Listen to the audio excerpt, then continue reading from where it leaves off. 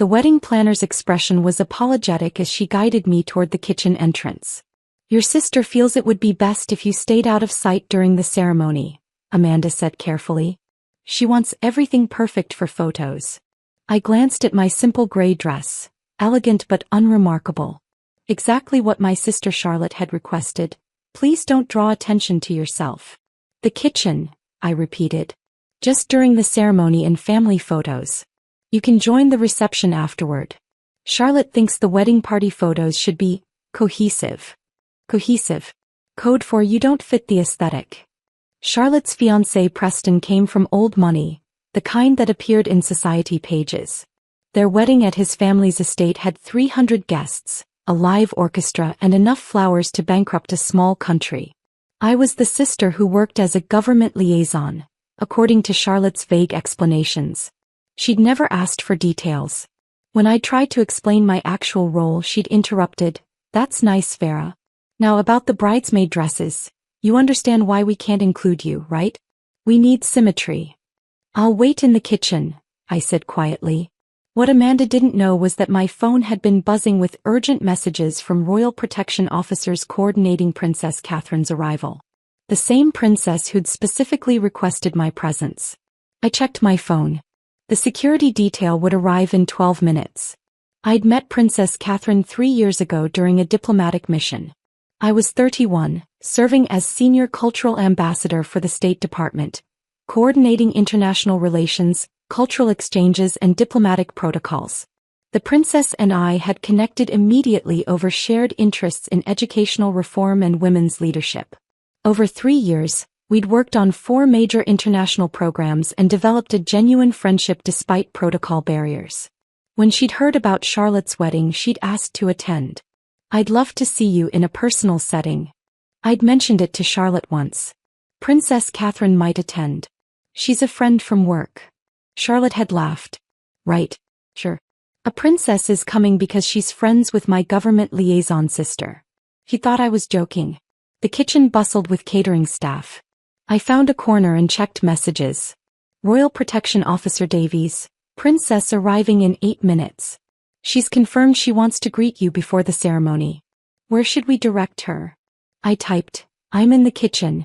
The bride requested I stay out of sight." The reply came quickly, "The princess has been briefed. She's not pleased." Catherine had strong opinions about protocol and respect. This would offend both.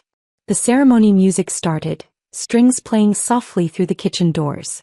Charlotte was getting her perfect society wedding. Without me. The head caterer approached nervously. "Ma'am? Security personnel are asking for you. They say there's a royal guest." The kitchen doors opened. 4 protection officers entered, followed by Princess Catherine in a pale blue dress and matching hat. "Vera," she said warmly, embracing me. "They told me you were in the kitchen. I assumed there was some mistake." The catering staff froze, staring. "Your Royal Highness," I said with a curtsy. "Welcome. I apologize for the unusual location." "Don't apologize. Explain. Why is the Senior Cultural Ambassador hiding in a kitchen during her own sister's wedding?" The head caterer squeaked. "My sister felt it would be better if I stayed out of sight during the ceremony," I said carefully. "She wanted cohesive family photos." Catherine's expression hardened. "She wanted you hidden. She didn't know you were coming. I mentioned it once. She thought I was joking. Because she doesn't know what you actually do." Catherine turned to her officer. "Davies, where is the ceremony?" "The garden terrace, ma'am. Currently in progress." "Excellent." Catherine looked at me. "Shall we make an entrance?" "Your Highness." "Vera, you've coordinated 3 state visits and negotiated 2 international treaties. You've never asked for anything. Today let me do this." She extended her arm. "Shall we?"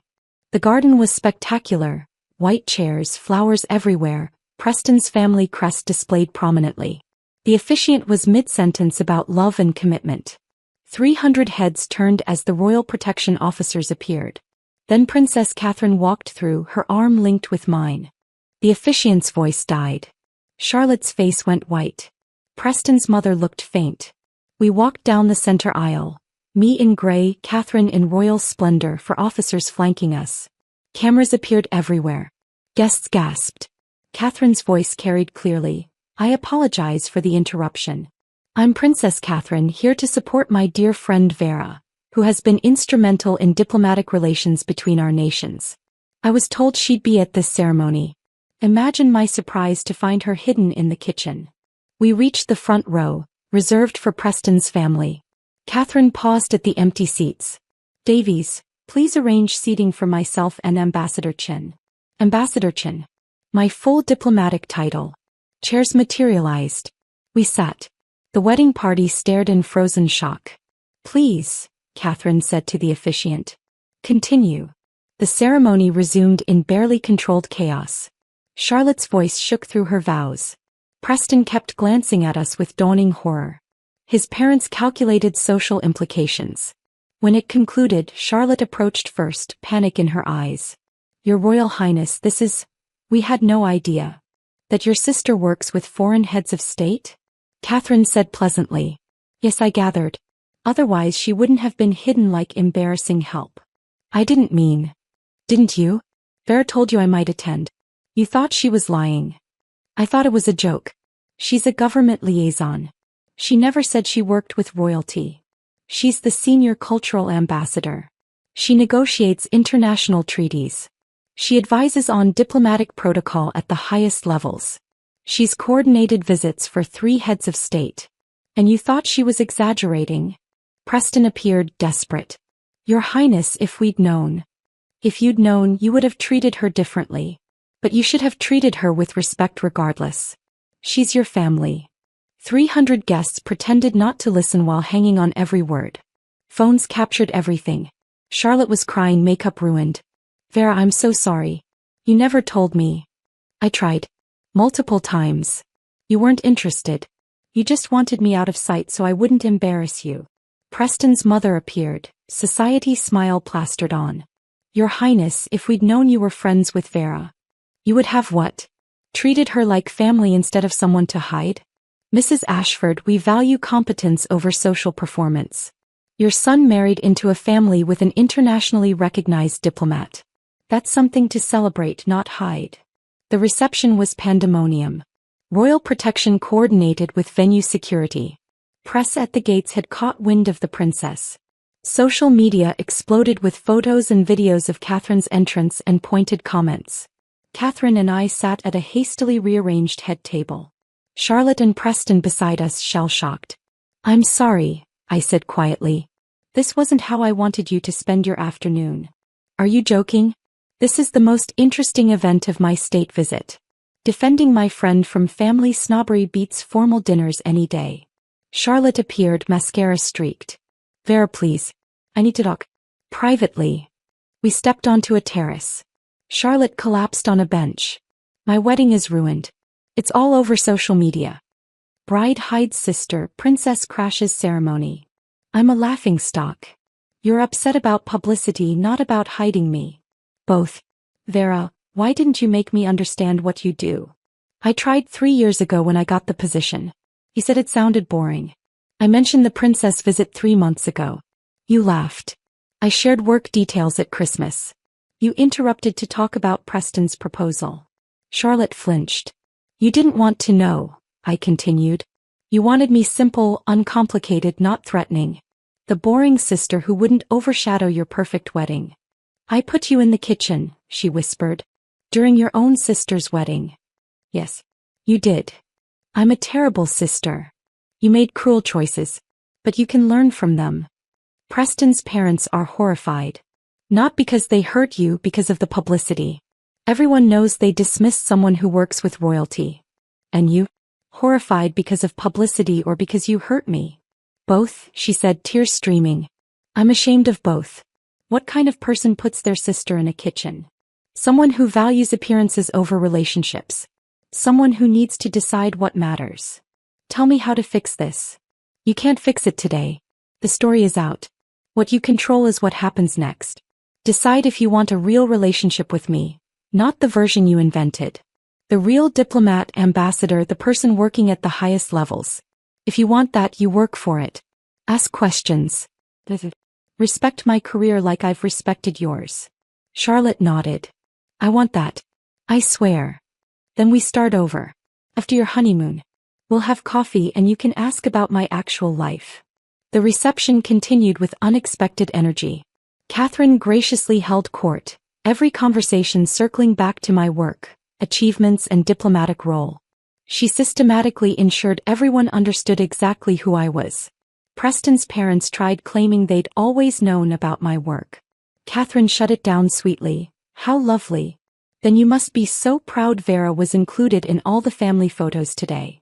The silence was deafening. By evening's end, international news ran the story. Princess crashes wedding to support diplomat friend hidden by family, trended everywhere. Charlotte's perfect society wedding became a cautionary tale. I drove Catherine to her hotel, protection detail following. Thank you, I said. For everything today. Don't thank me. That was immensely satisfying. You do so much behind the scenes that goes unrecognized. That's the job. It shouldn't mean your family dismisses you. Vera, you've created real change. Educational programs helping thousands. Diplomatic frameworks used as models by other nations. You're brilliant. Charlotte didn't know. Because she didn't ask. She assumed. Today she learned a public lesson about the cost of assumptions. At the hotel, Catherine turned to me. Will you forgive her? Eventually. She's my sister. But things need to change. They will. After today, everyone knows who you are. She can't hide you anymore. 3 weeks later, Charlotte called after returning from her honeymoon. Coffee? Just us. I want to hear about your work. Really hear it. Everything I should have asked years ago. We met at a cafe. For 2 hours she asked about my career, my role, Catherine. She listened without interrupting. I'm so proud of you, she said finally. And sorry it took public humiliation for me to realize what I should have known. We can't change the past. But we can change what happens next. I'd like that. Vera. Thank you for not giving up on me. I squeezed her hand. You're my sister. That doesn't change. 6 months later, I received an invitation to Preston's parents' charity gala. The program listed me as keynote speaker. Ambassador Vera Chin, Senior Cultural Ambassador and International Relations Expert. Charlotte called immediately. Please say you'll do it. His parents are making amends. And their social circle needs to hear from someone who does important work. The speech went well. Afterward, Preston's mother approached with genuine humility. Thank you for coming. And for not holding our misjudgment against us permanently. We were embarrassingly wrong. You were. But you're learning. Charlotte talks about your work constantly now. I think she's your unofficial publicity agent. I smiled. She's making up for lost time. Aren't we all? I drove home that night through the city where I'd built my career quietly, measuring success by diplomatic relationships rather than recognition. Charlotte could see me clearly now. My career was no longer vague but something she described accurately and proudly.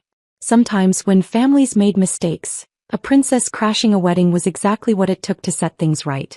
The kitchen hiding spot had become a diplomatic incident.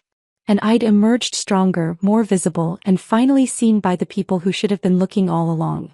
The charity gala became a turning point. After my keynote speech about international cooperation and cultural diplomacy, several of Preston's parents' friends approached me with genuine interest. These were people who'd been at the wedding, who'd witnessed the kitchen incident, who'd seen the viral videos. We had no idea the work you do was so impactful, one woman said. Charlotte must be so proud. She is now, I said simply. The truth was Charlotte had transformed. She'd started following international news, asking about my projects, even attending a public lecture I gave at the university. She introduced me to her friends with my full title now, explaining my work with pride instead of vague dismissiveness. Preston had changed too. He'd confided that the wedding incident had been humbling, watching his parents' social circle turn on them for dismissing someone of actual importance while they'd been busy worrying about appearances. It made me realize how superficial our world is, he'd said. You're out there negotiating treaties and we're worried about whether the champagne is the right vintage. But the biggest change was in how Charlotte saw success itself. She'd spent her whole life measuring worth by social status, designer labels and society page mentions. Now she understood that real influence happened in diplomatic chambers, in international agreements, in work that changed lives even if it never made the tabloids. Except when princesses crash weddings, she joked recently. Then it makes all the tabloids. We'd laughed together, the tension between us finally dissolved. As I left the gala that evening, my phone buzzed with a message from Catherine. Heard your speech was excellent. Well done, my friend. Though I still think my entrance at the wedding was more dramatic. I smiled and typed back, nothing will ever top that entrance, Your Highness. Her reply came immediately, good. That's exactly how it should be remembered. The kitchen incident had become legend. A story about assumptions, respect, and the cost of judging people by appearance rather than accomplishment. And every time someone told it, they learned the same lesson Charlotte had. Never underestimate the quiet person in the simple dress. They might just have a princess on speed dial.